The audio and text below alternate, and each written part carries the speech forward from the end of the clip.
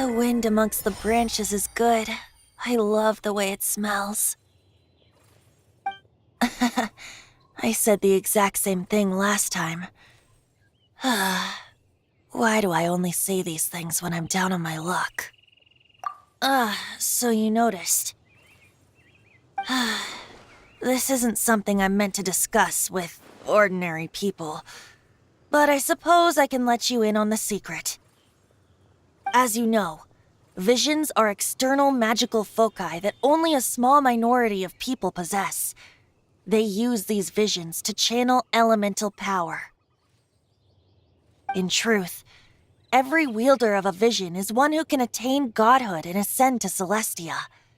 We call such people allogenes.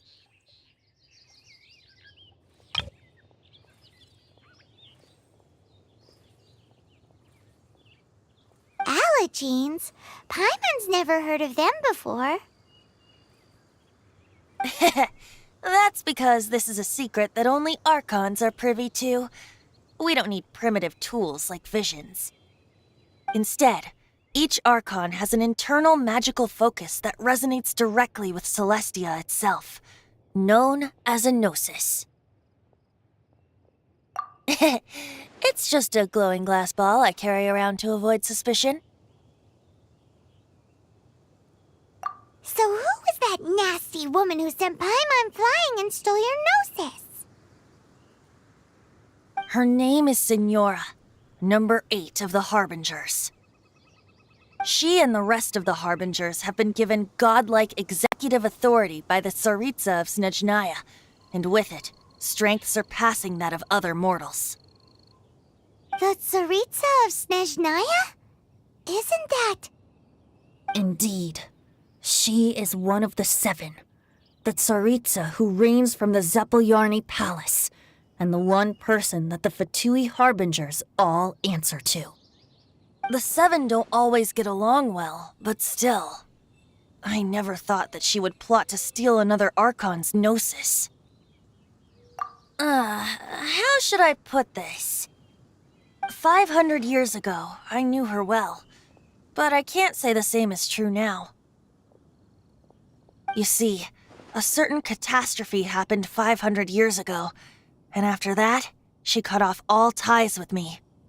But we can save discussion of the Cryo Archon and the Fatui for another day.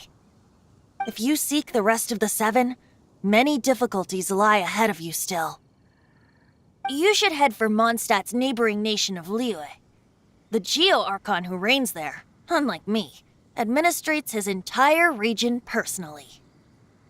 He only descends once every year to give his divine predictions, which set the direction for Liyue for the rest of that year. Even so, it sounds like he works much harder than a certain someone, In any case, this year's Rite of Descension is soon to begin. If you miss it, you'll just have to wait another year. What? Oh, why didn't you tell us before? Well, then bye! We're going! One moment, Windborn Outlander.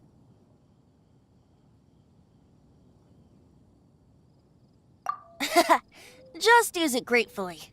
Or, better yet, treat me to a glass of dandelion wine.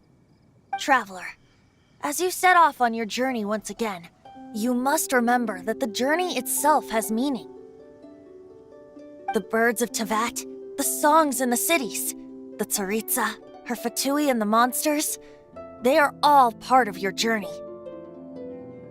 The destination is not everything, so before you reach the end, keep your eyes open. Use the chance to take in the world around you. Great. So, that's that for the Animo Archon's admonishments. Back to Venti time.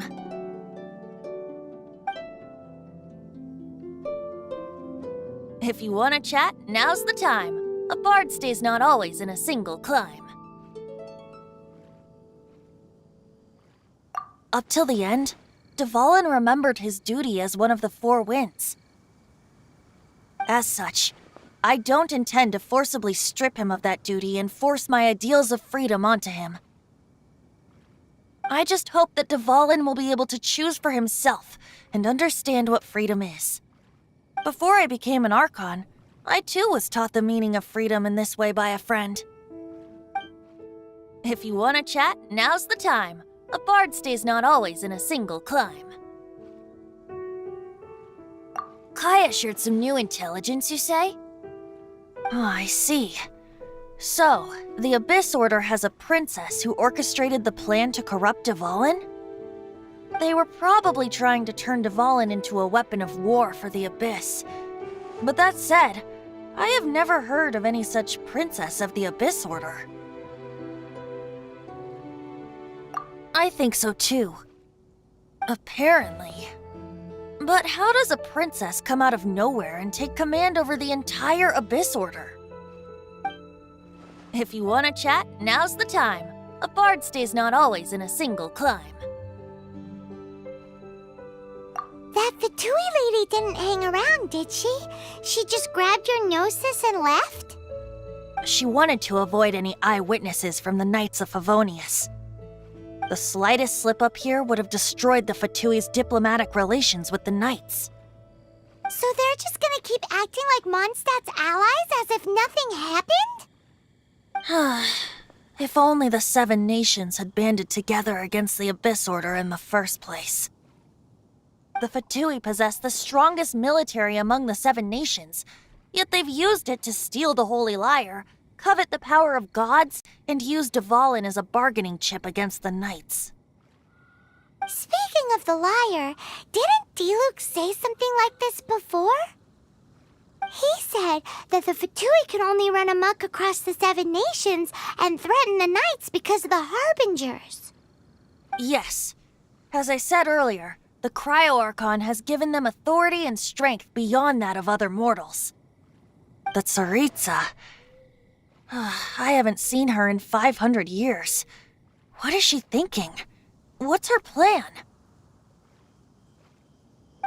Whatever the answer is, I have a feeling it's only going to make your search for the 7 all the more difficult. If you want to chat, now's the time. A bard stays not always in a single climb.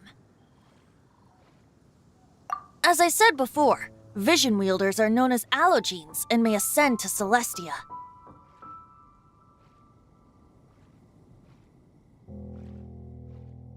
A gnosis is a higher-order nexus of elemental manipulation and is emblematic of an Archon's status as one of the 7. But as for which of the 7 took your sister, I'm sorry, I don't know. Wait, as one of the 7, I'm not clear of suspicion yet either, am I?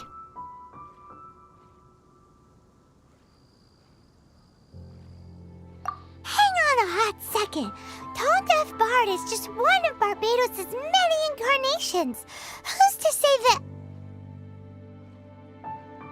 that... We're a great team indeed. Say, once you find your sister, how would you like to become one of the new 4 winds? You don't seem too into it. Hey, Tone Deaf Bard! If being one of the 4 winds means free food, you can consider Paimon. If you want to chat, now's the time. A bard stays not always in a single climb.